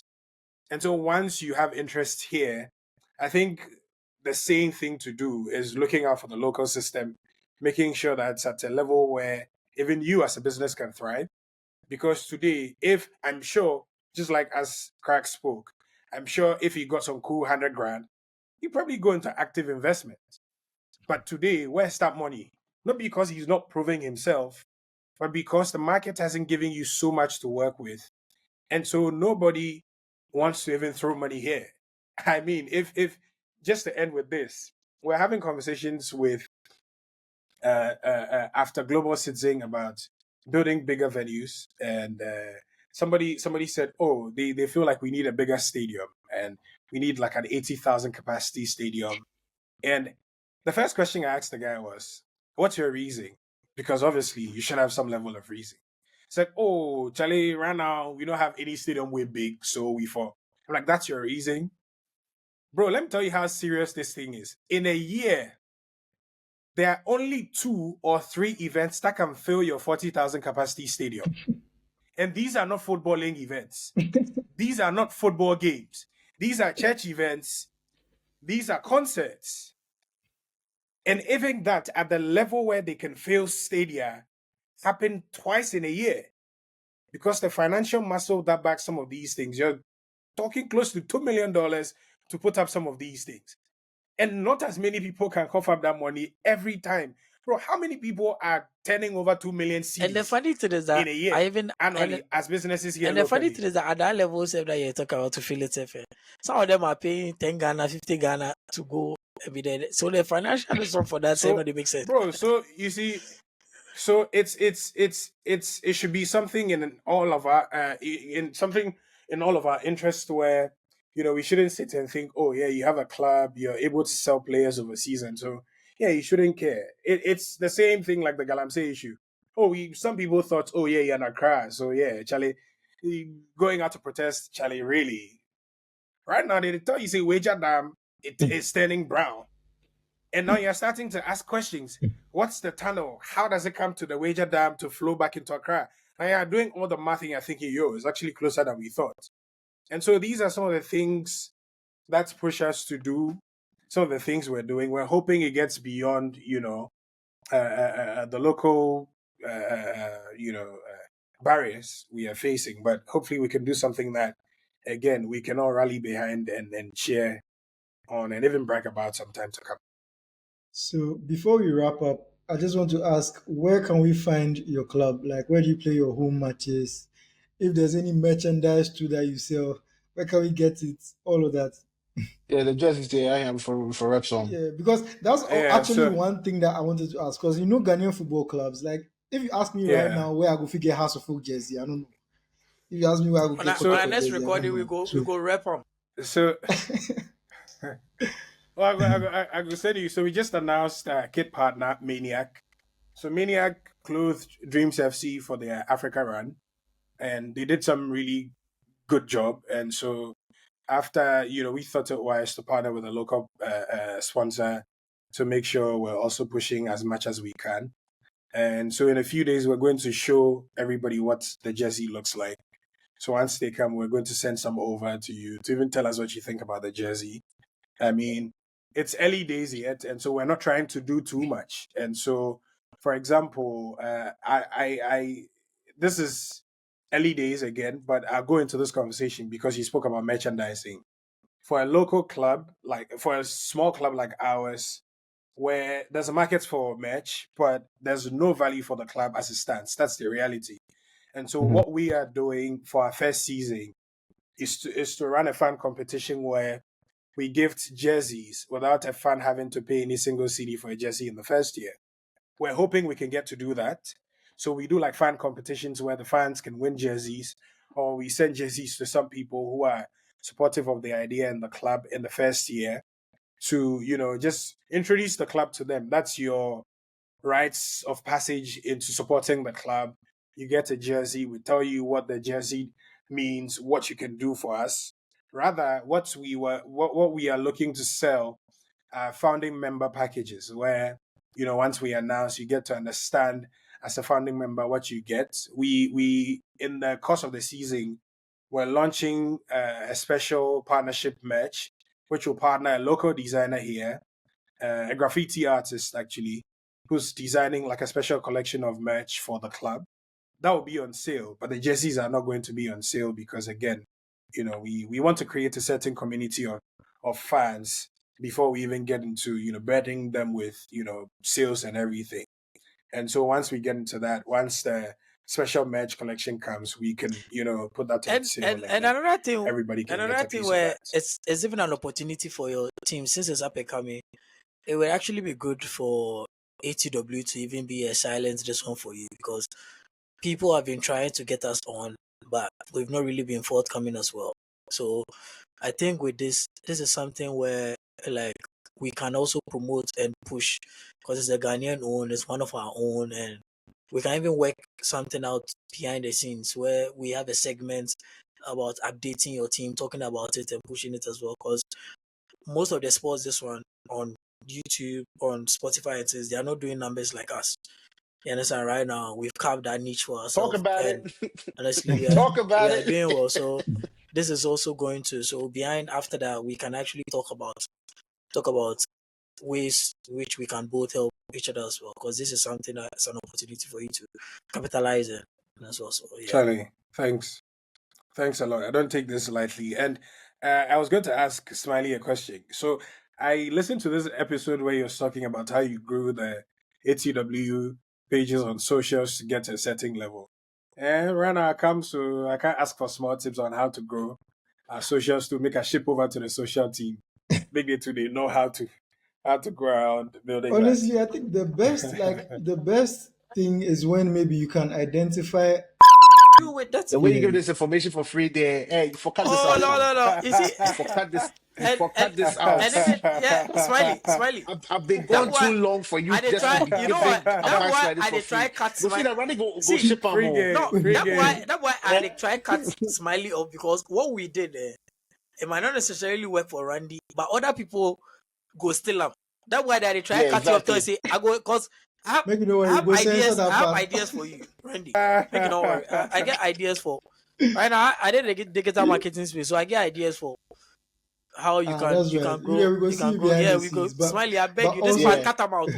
Cut him out. you yeah. know what? See, guys, we have to cut out what Smiley answered. We can't give out that information for Nah, free. no If you way. like, you know his socials, No. Smiley the third, you can reach him out on Twitter privately. So from But this yeah, point on, again, we've cut it out. Thank you.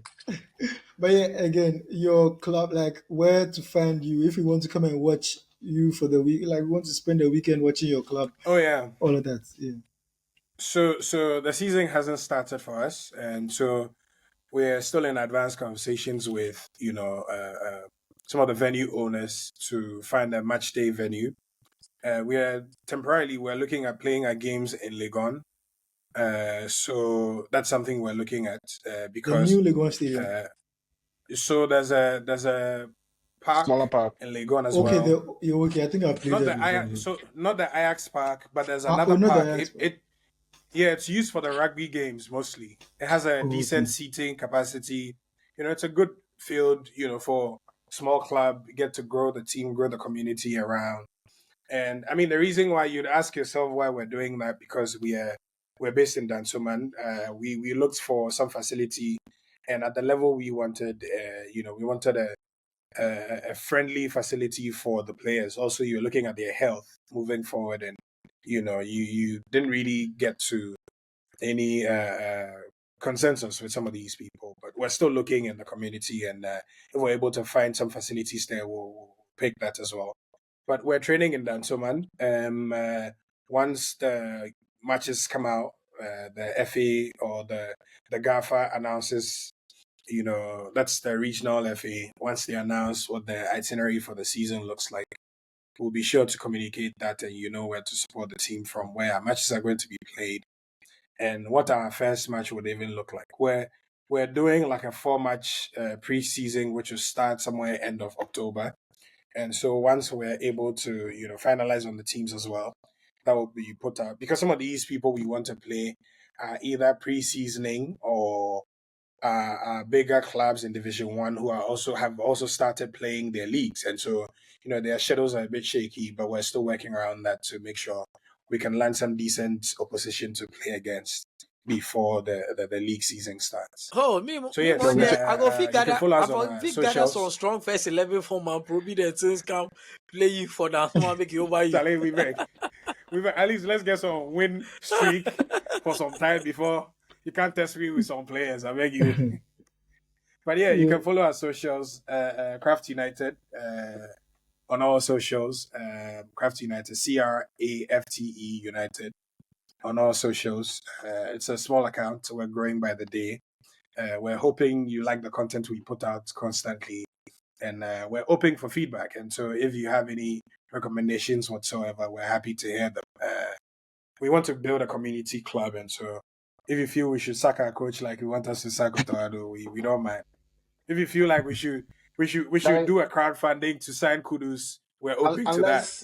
Unless you make we ultras or season ticket holders, they're fine engagement Yeah, and all that. So if yeah, you're offering all those things, then yeah, yeah, sure, we go yeah, take them. yeah.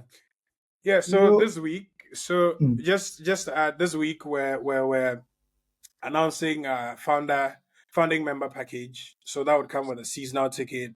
That would come with a dedicated membership package per se. You'd at some point get a discounted share price when you want to invest in the club. these are things we're working on. So in the course of the week, we'll announce what the package looks like, what you're getting in the entirety, and how much it will even cost to get something like that. Good.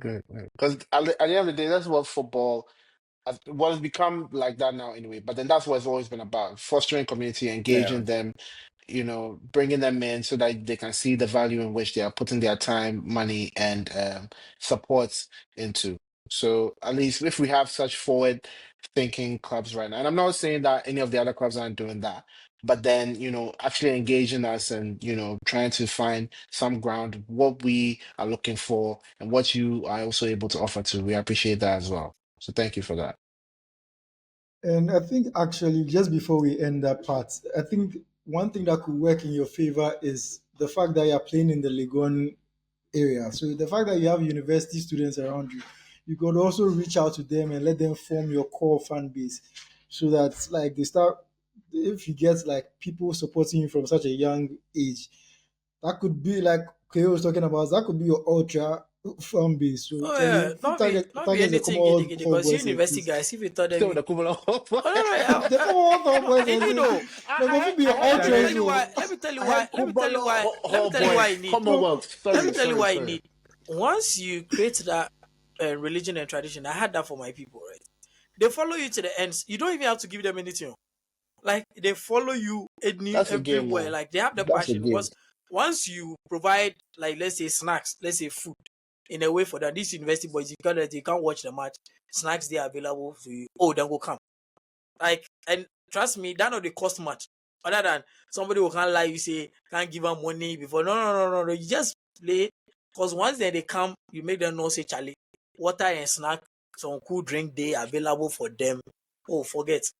All the time, they go dedicate them on Saturdays and Sunday to you, and they go to move from there. Because one thing I study about the players and the sports psychology, we say once they know people are there supporting them, they always give their best.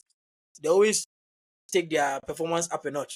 Because if they insult them, they shout at them, all the build character, and they tell you, like all the build character, make them know say Charlie, can't match they are not the fool. So she say even them are training safe, then they switch because they know that right now people they can't watch them, fans they can't watch them. See, this be all the nuggets that they give you I go bring to the team. So yeah, so you go talk. So yeah, Charlie Randy, thanks again for giving us this like brief on your team. Like it's very insightful.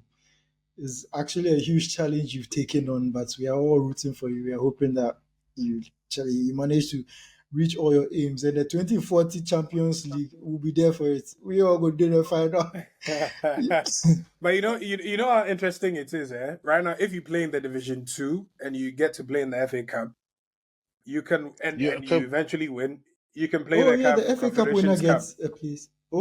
A place at the Confederations Cup, and if you're lucky to make it to the group stage, you have a shot at winning the trophy. And so, I'm not preempting what will happen, but there's a shortcut you can take. Let's see how we can run a good football club. So thank you, Randy. So once again, it's time for our Who Am I segment. For those who haven't listened to or watched this segment, it's our football trivia segments. We give a few clues and then you guess who the player is. And we are switching the format a bit. So previously we'll ask each person a question, but this time we just ask the question and the person who answers first gets the point. So the first one, I'm a Swiss footballer who played as a defender for Arsenal between 2003 and 2007. I also played for Everton and Hamburg. I was the Swiss Footballer of the Year in 2004. Yeah. Who am I? He's a black player. He's not black. He's not a black player. The black players are for Arsenal, the French boys. The Swiss. A Swiss footballer. Swiss footballer. Played for Arsenal between 2003 and 2007. Hey, Charlie. What this guy name? Not Cochran. Why did they, like the boys they stuck Ishan? Any clue? Any clue? Can you give us the jersey number or something?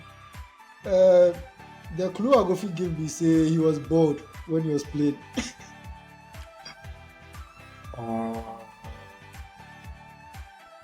Who? Wait. 2003 to 2000 and...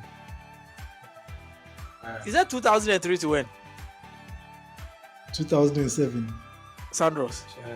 2007. Oh, man. Correct. Actually, it's 2010 and 2010. 2010, yeah. But we got in it. Because Sanders. Yeah. So Crack gets that one. So second it's question. good to have a paper and a pen. Niggas. Second one. I'm a Nigerian attacker who won the African Cup of Nations with Nigeria in 2013. I played for West Brom, Stoke City, and Cardiff City. Victor Moses? No. Chelsea. Wait. I was the top scorer for West Brom in the Premier League in 2012-2013 season. Peter Odemwingie. Who am I?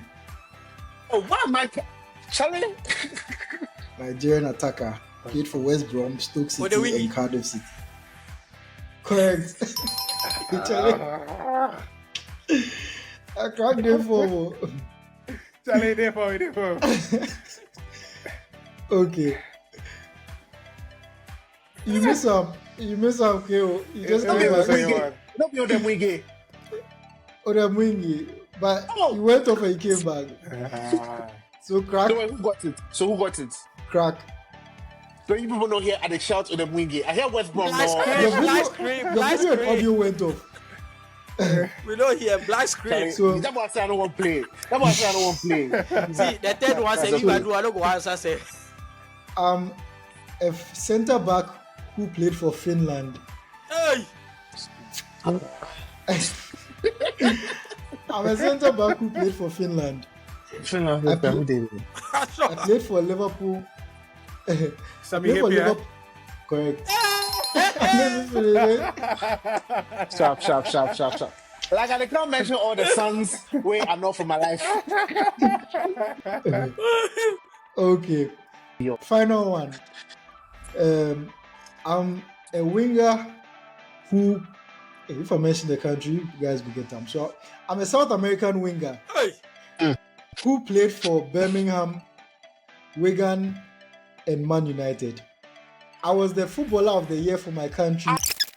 So Sure. for the viewers and the listeners, if you get it, just you can tweet us. You can tweet at us. You can reply in our YouTube comments, TikTok comments, wherever you interact with us. You can get us over there. And yeah, we've come to the end of this episode. Once again, if you haven't done this already, please follow us on social media. On Twitter and Instagram, it's ATW Podcast GCR. On TikTok, it's After the Whistle. You can subscribe to us on YouTube. Again, we are still trying to grow the YouTube because it's still fairly new. So if you haven't done this already, please subscribe to our YouTube. As always, we are still on Spotify, Apple Podcasts. We appreciate the love we get over there. All our episodes usually go to number 1, number 2 over there. So yeah, Charlie, Spotify, Apple Podcasts, Amazon, Deezer, wherever you get podcasts, we get there. These are we talk here. Charlie, I don't even know anybody who they listen to this podcast on Deezer, but he did there. So if you don't listen for that, he did there.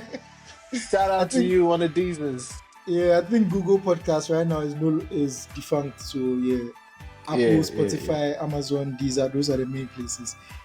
And once again, Randy, Charlie, thank you so much. You've given us a lot of insights into running a football club in Ghana.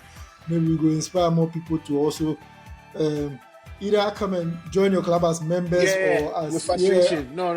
Let me take my frustration. Football club. Start their own. Yeah. And hopefully we'll get you on again to give us an update on the progress you've made on your club and everything sometime during the season, whenever. Yeah, our doors are open to you. So whenever you're ready, Charlie, we are here for you. Yeah, Charlie. Crack me. I know say you skip some meeting just to come and join us. So Charlie, thank you again for coming on this one. KO, Charlie, KO has gone through a lot of ups and downs in the past few months, but we don't go into details. But Tell Charlie, me we're happy Vodafone. to have you back. Hey, I say Telecel, sorry. And me too. I'm tell happy us. to hand over the hosting duty back to you because sometimes I get things stuck for my chest up right now because I'm the host. I don't feel talk everything. So, Your mouth will be diplomatic Yeah, back and to this. you with the handover. And Okay. Van Gelder couldn't make this episode, but for those of you who don't follow our social media pages, he got married over the past few weeks.